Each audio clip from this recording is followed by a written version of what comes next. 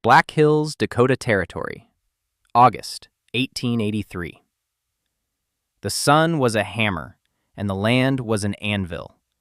It beat the moisture from the air, cracked the soil into a mosaic of thirst, and baked the very color from the tall grasses, leaving them a uniform, ghostly tan.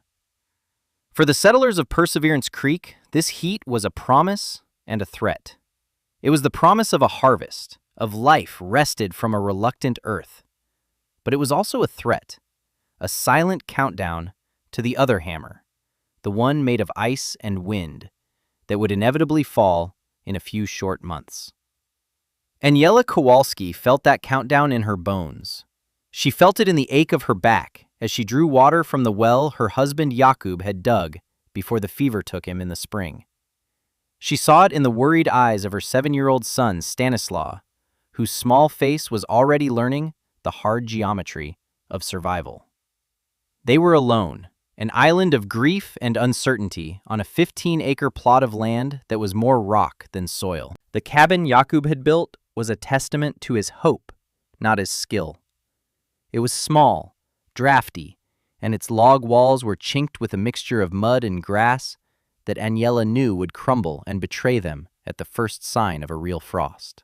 She was an outsider twice over, a woman alone in a world of men and married couples, and a Pole in a community of Germans, Scandinavians, and Americans who saw her accent as a mark of strangeness and her silence as a sign of weakness. They looked at her with a kind of pity that felt sharper than scorn. They saw a liability. They saw a future charity case, a woman and a boy who would be knocking on their doors come January, begging for a share of their firewood, a corner by their stove. She saw their glances at the town mercantile, heard the whispers that followed her like a shadow. The Polish widow. It was a title that felt like a verdict. Her resources were dwindling. A handful of coins in a jar, a half-empty sack of flour, a small garden of root vegetables that were her only real hope. The woodpile, stacked neatly by Jakub's dying hands, looked impossibly small against the vast, empty horizon. She knew, with the cold certainty of a mathematician, that it would not be enough. It would not last past December. The conventional wisdom of Perseverance Creek was simple and brutal. Chop wood. Spend the autumn months creating a mountain of fuel to feed the insatiable god of the iron stove. A man could spend his entire autumn swinging an axe and still feel the cold creeping in. Aniela had no man, and her own strength, though considerable, was finite. Chopping wood was a race she could not win. The town's expert, the man whose opinion was treated as gospel, was a builder named Mr. Thompson.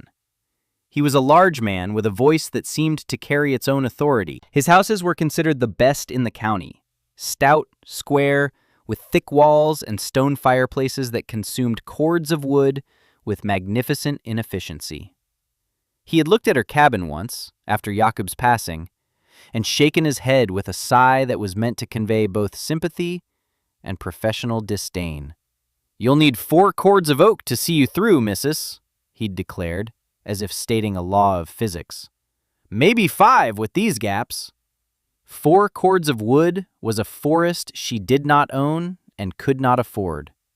Her hope, and her problem, lay in the earth. The root cellar Jakub had dug was a shallow, damp pit lined with rotting timbers. It was barely 4 feet deep, a dark mouth in the ground that smelled of mold. Already, the few potatoes she had stored there were beginning to soften. It was a place of decay, not preservation. It was a failure. One evening, as the sun bled across the western sky, painting the clouds in hues of fire and sorrow, Aniela stood before this pit. Stanislaw was inside the cabin, asleep.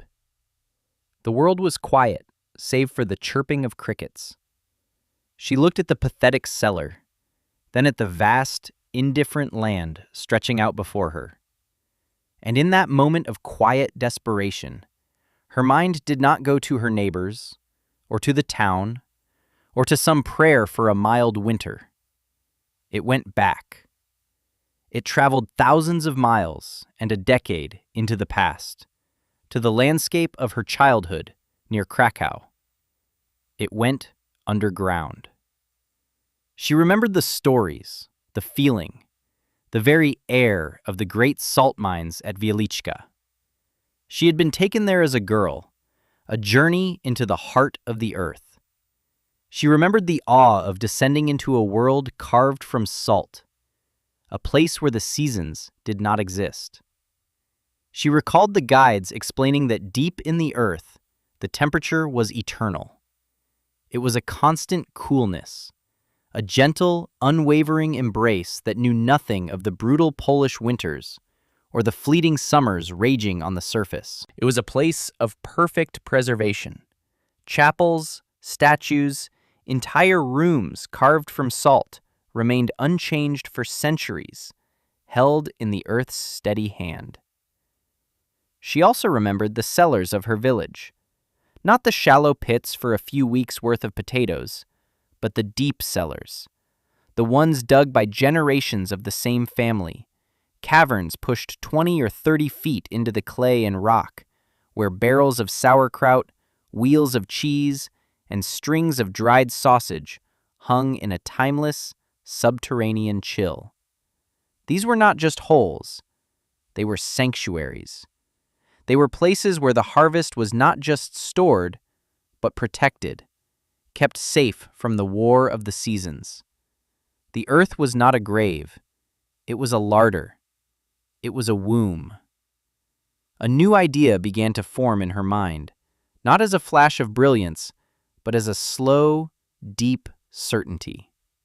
It was an idea so contrary to the local custom that it felt like a form of madness. Everyone in the Dakotas built up, fighting the cold with thicker walls and bigger fires. They built fortresses of wood against the winter. But a fortress required constant defense, an endless supply of ammunition in the form of firewood. It was a war of attrition. What if the goal was not to fight the winter? What if the goal was to simply step out of its way? She would not build up. She would dig down. Not just a better root cellar, not a hole for potatoes. She would dig a home. A room deep in the earth connected to her cabin. A space deep enough to be below the frost line, that imaginary frontier where the surface cold finally lost its grip and surrendered to the planet's stable, deep warmth. She would carve a sanctuary not from logs, but from the very ground she stood upon. She would live in the cellar. The next morning, she began. She took Jakub's spade and pickaxe, tools that felt both heavy and familiar in her hands, and she returned to the shallow pit. She did not try to widen it. She simply began to go deeper. The work was brutal. The first few feet were dry topsoil, but then she hit a dense layer of clay, studded with rocks that had to be patiently, painfully pried loose. Each shovelful of earth was a victory. She filled a bucket, climbed a rickety ladder out of the deepening hole, dumped the earth, and descended again. It was a slow, punishing rhythm. Dig, pry, lift, climb, dump, descend. Her son Stan watched her with a child's unquestioning loyalty. He helped in his small way, hauling away the smaller rocks, bringing her water. He did not ask why she was digging. He simply saw that his mother was engaged in a great and serious work, and he trusted her. His trust was a small, warm flame in the growing gloom of the community's judgment. It did not take long for the town to notice. Her trips to the mercantile became ordeals of sideways glances and hushed comments. The pile of excavated earth next to her cabin grew into a small hill, a monument to what they called Aniela's folly. They saw a woman, clearly broken by grief, digging her own grave.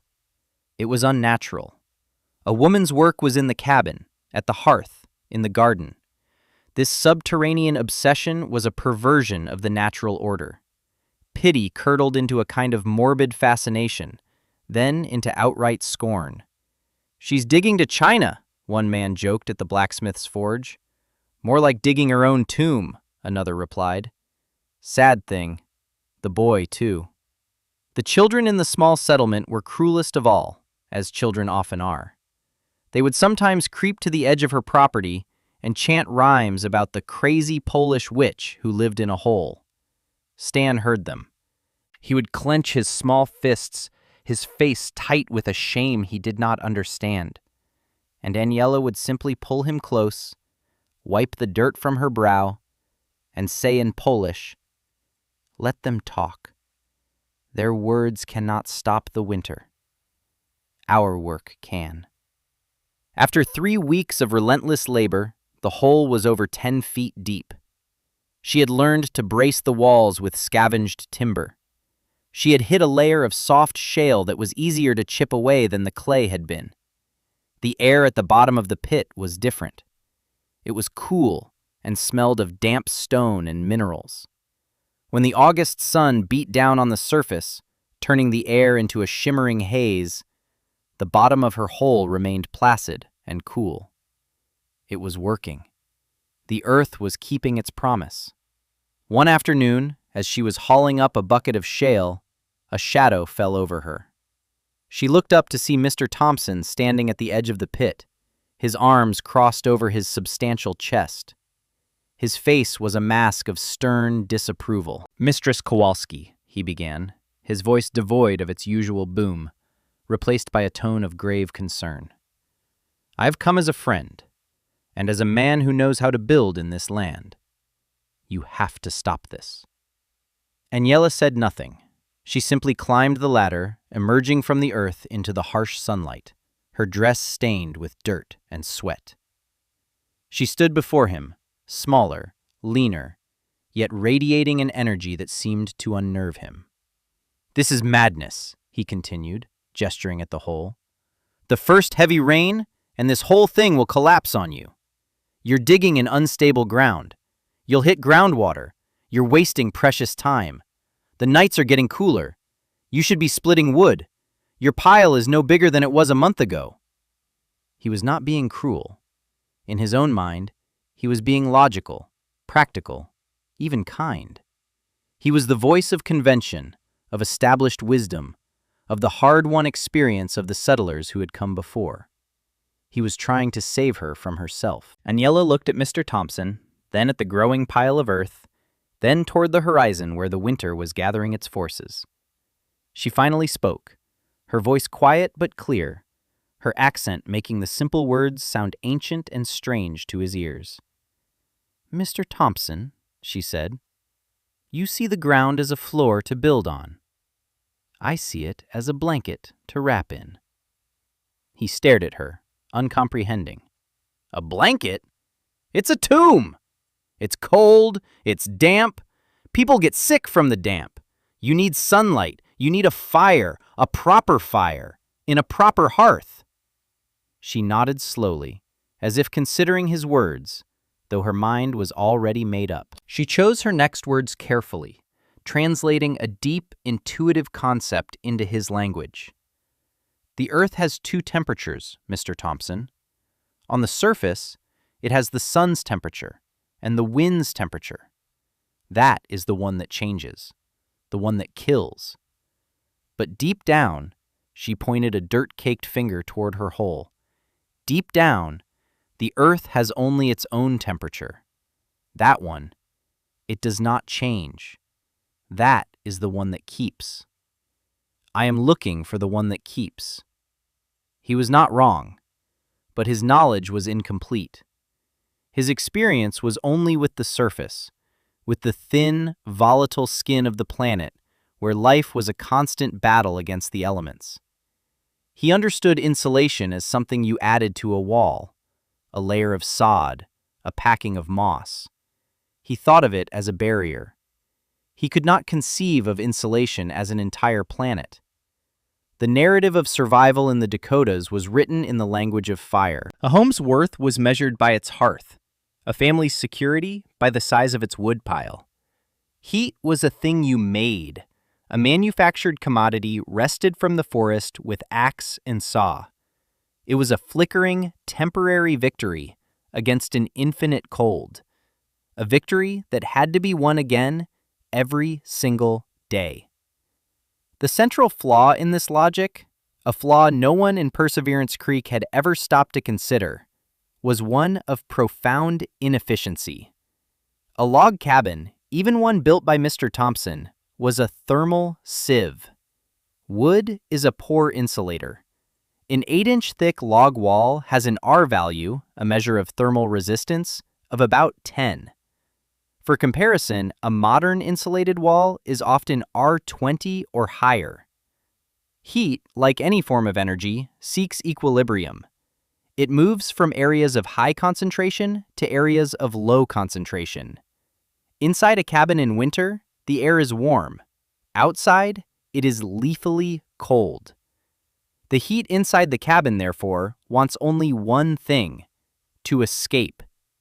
It bled through the wooden walls by conduction. It slipped through the tiny, inevitable gaps in the chinking via convection.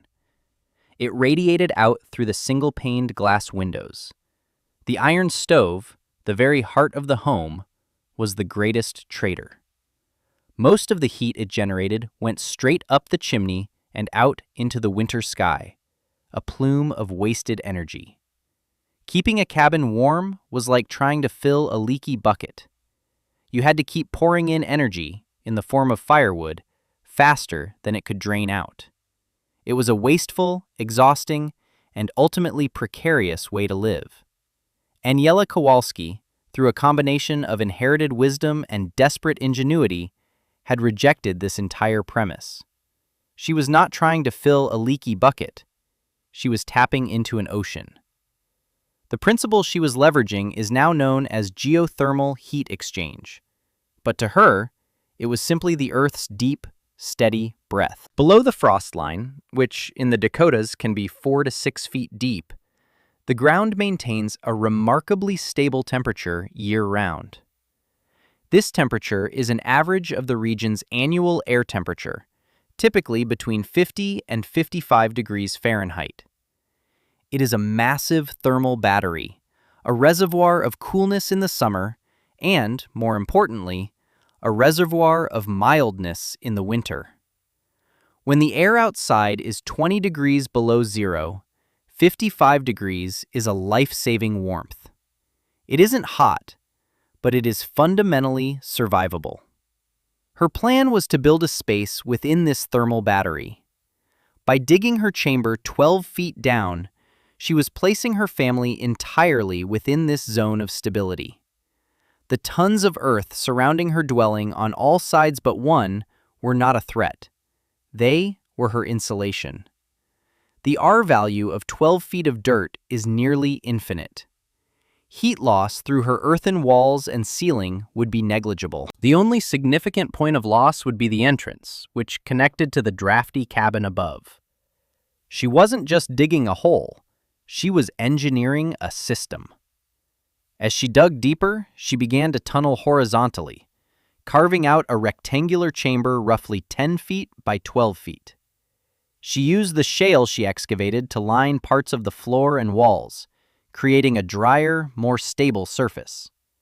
She devised a clever ventilation system, a narrow shaft angled upwards toward the back of the chamber and emerging far from the cabin, would allow stale air to escape, while fresh air would be drawn down through the entrance. This created a gentle, constant airflow, preventing the dampness and stagnation that Mr. Thompson had warned of. Her final, most crucial innovation was how she planned to heat the space. She did not need a roaring fireplace. She needed only to raise the ambient temperature from a stable 55 degrees to a comfortable 68 or 70. For this, she acquired a small, efficient cast-iron laundry stove, one that required only small scraps of wood. By placing it in her subterranean room, the vast majority of the heat it produced would stay in the room, gently warming the air and, more importantly, being absorbed and radiated back by the immense thermal mass of the surrounding Earth. The Earth itself would become her radiator. She was not fighting the cold, she was simply ignoring it, living in a separate climate of her own creation. While her neighbors were trying to heat the entire Dakota Territory with their leaky fireplaces, Aniela was just gently warming a small, perfectly insulated box. Mr. Thompson saw a woman digging a grave. Aniela was building a thermal battery. The people of Perseverance Creek saw a monument to folly. Aniela was building a fortress of physics. They trusted in the brute force of fire. She trusted in the quiet, unyielding power of the earth. By mid-October, the work was done. The subterranean chamber was complete, connected to the cabin's floor by a steep, sturdy ladder staircase she had built. From the outside, nothing looked different except for the large pile of earth, now covered with transplanted sod, and the thin wisp of smoke that occasionally curled from a narrow, stone-lined vent pipe nearly 50 feet from the cabin itself. Inside the cabin, a trapdoor in the floor, covered by a bearskin rug, was the only sign of the world below. The community had moved on from scorn to a kind of resigned pity. They stopped talking about her. They had their own preparations to worry about. The first snows fell in early November, a light dusting that melted by midday. But the old-timers, the ones who read the sky like a book, saw the signs. The way the geese flew south, the thickness of the beaver pelts, the unusual color of the sunsets. It was going to be a hard winter. They nodded grimly to each other. A wolf winter, they called it. He was not wrong. The first week of January, 1884, the sky turned the color of lead. The air grew still and heavy, and a strange, oppressive silence fell over the plains. The temperature dropped 20 degrees in a single afternoon. That night, the wind began to howl, a low, mournful cry that slowly rose to a demonic shriek. The wolf had arrived. It came not as a storm, but as a siege. They would later call it the White Hurricane, a blizzard of such ferocity that it would become the benchmark for all future winters, a new entry in the folklore of suffering. For 2 weeks, the world vanished. There was no sky, no land, only a churning, horizontal chaos of wind and snow. Drifts piled up against cabins, burying windows, then doors, then entire structures, turning the settlement into a collection of featureless white mounds. The temperature plunged to 30, then 40 degrees below zero, a cold so profound it felt like a physical presence, an invisible predator hunting for any crack, any weakness. Inside Mr. Thompson's well-built house, life had shrunk to a small, desperate circle around the great stone fireplace. Despite its size, it was losing the battle. The heat it produced was snatched away by the drafts that seemed to spring from the walls themselves. Frost coated the inside of the windows, thick and opaque. Then it began to creep across the floor, away from the hearth. Soon, the walls themselves were coated in a fine, glittering layer of ice. Mr. Thompson and his family lived in a 10-foot bubble of warmth in a house that was otherwise freezing. They wore all their clothes, wrapped in every blanket they owned. The woodpile, which had seemed a mountain in autumn, was melting like snow in spring. Every trip to the woodshed was a life-threatening expedition, a frantic, freezing scramble through a tunnel dug in the snow. They burned wood constantly, a frantic offering to a god who gave them less and less in return. His livestock in the barn, which he could no longer reach, were a lost cause. The sound of the wind was a constant, deafening roar, the sound of a world being torn apart. 13 feet below that same roaring world, Aniela Kowalski and her son Stanislaw were in a different reality. Down the ladder, through the trap door, the storm did not exist. There was no wind. There was only a profound, enveloping silence. The air was cool, but not cold. It was the steady, neutral temperature of a cave. In the center of their earthen room, the small laundry stove glowed with a gentle, ruddy warmth. A handful of kindling and a few small logs every few hours were all it required to keep the chamber at a comfortable temperature, warm enough to sit in shirt sleeves. The heat radiated from the stove, was absorbed by the earthen walls, and then radiated gently back, creating an even, pleasant warmth that filled the entire space. A single kerosene lamp cast a soft, golden light on the scene, and Yella was mending one of Stan's shirts. Stan himself was sitting at a small wooden table, practicing his letters on a slate. Their potatoes, carrots, and beets were stored in bins carved directly into the far wall, perfectly preserved in the constant chill. Slabs of cured bacon and strings of dried apples hung from the timbered ceiling. They had food. They had warmth. They had peace. Occasionally, a faint, deep rumble would transmit through the earth, the only hint of the elemental fury raging on the surface. To Stan, it sounded like a distant, sleeping giant snoring in its sleep.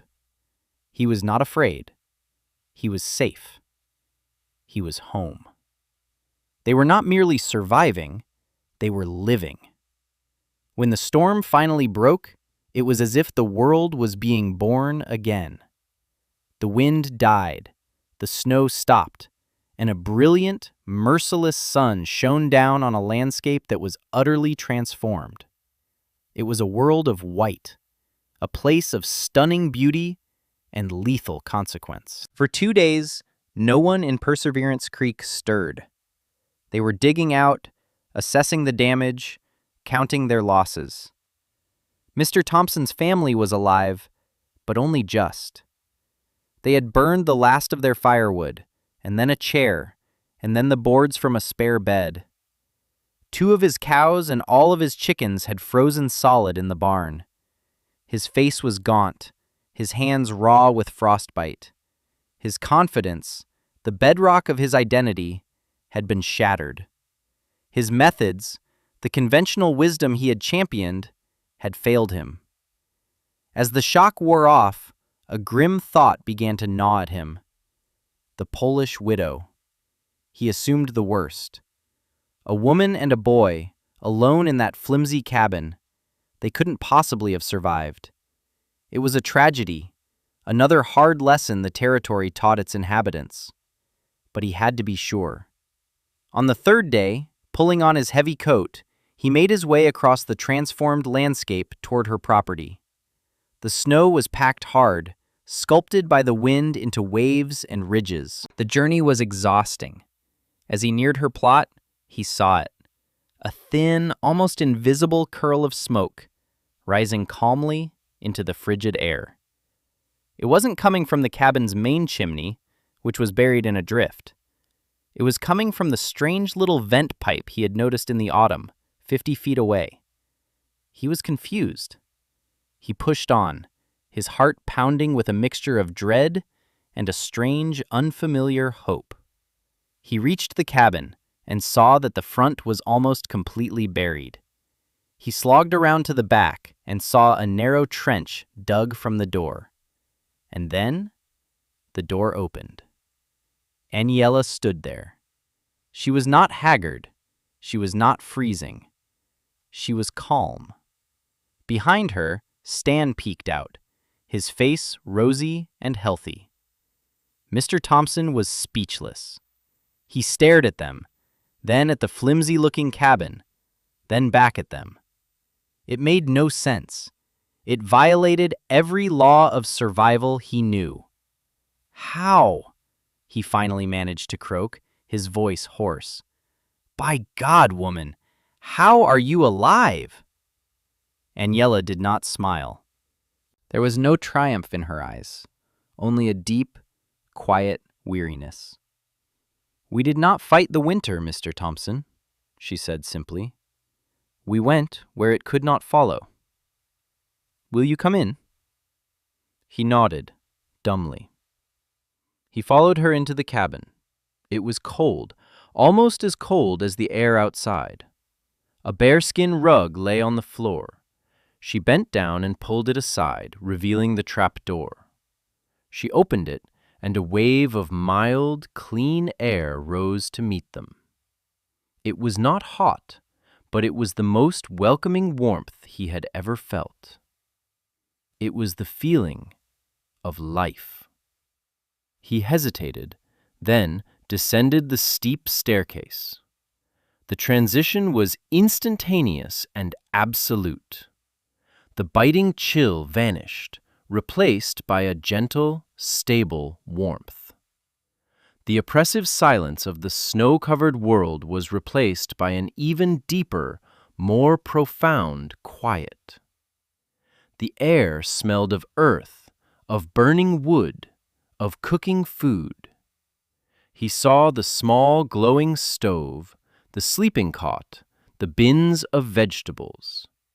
He saw the boy, Stan, sitting comfortably at his table. It was a sanctuary. It was impossible. He reached out a trembling hand and placed it flat against the earthen wall. He had expected it to be frozen, or at least damp and icy. It was not. It was cool, yes, but it was a living coolness. It felt solid, permanent. In that single tactile moment, his entire worldview collapsed. All his expertise, all his rules, all his hard-won knowledge, it was all revealed as a fragile edifice built on a faulty premise.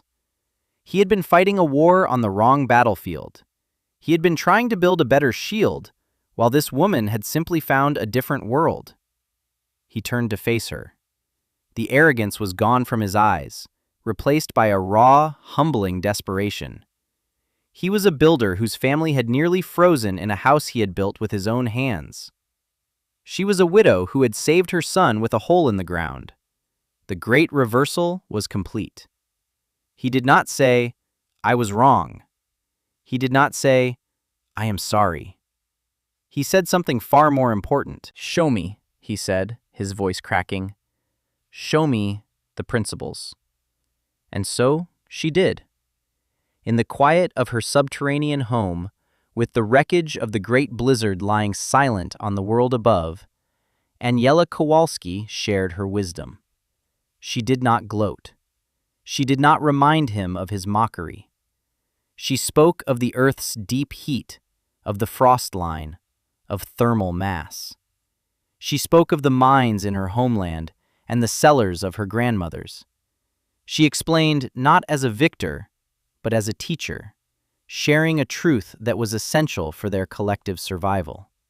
He listened, no longer the town expert, but the first student of a new and ancient school of thought. The legacy of Aniela's folly was written across the landscape of Perseverance Creek over the next decade. Mr. Thompson, with his builder's knowledge and newfound humility, became the method's greatest champion. He helped Aniela refine the design, adding better ventilation, stronger supports, and safer entrances. Together, they helped other families dig their own. They became known as Kowalski Cellars, or sometimes Winter Havens. They were subterranean rooms of survival, dug into the hillsides or beneath the floors of existing cabins. No one in the settlement ever froze in their home again. The Kowalski Cellar became a symbol not of madness, but of resilience. It was an innovation born of necessity, guided by memory, and proven in the crucible of a legendary storm. Aniela Kowalski lived out her days as a quiet, respected pillar of the community she had once been an outcast from. She never sought praise, but she earned a reverence that few others knew. She had looked at a problem, the brutal Dakota winter, and had not accepted the conventional terms of the fight. She had sidestepped the battle entirely and found a deeper peace. She had understood a fundamental truth that her neighbors had missed. The greatest source of shelter was not the forest, cut down and stacked against the cold. It was the earth itself, vast, silent, and steady. Fire is not the gift. Heat is the gift. And the planet holds more of it than any fire could ever hope to produce. She did not invent a new technology. She simply remembered an old truth. She listened to the wisdom her ancestors had learned from generations of living with the land, not just upon it. She understood that sometimes the way forward is not to build higher, but to dig deeper. This story is a historically inspired reconstruction. The characters are fictional, and their experiences are a composite of the ingenuity shown by countless settlers and pioneers. The content presented here does not constitute professional engineering or architectural advice, but rather serves as a testament to the power of unconventional thinking. The principles of thermal mass and geothermal stability, however, are very real. They are a reminder that the most elegant solutions are often waiting just beneath our feet. What about you? What insurmountable winter are you facing in your own life? What conventional wisdom are you following that demands more and more of your energy for less and less warmth? What deep, forgotten knowledge lies within you? A memory from your own ancestors? A truth from a different land or a different time? Perhaps the solution is not to build a thicker wall against the storm. Perhaps it is to find the quiet, stable ground beneath the fury, and to simply, bravely, start digging.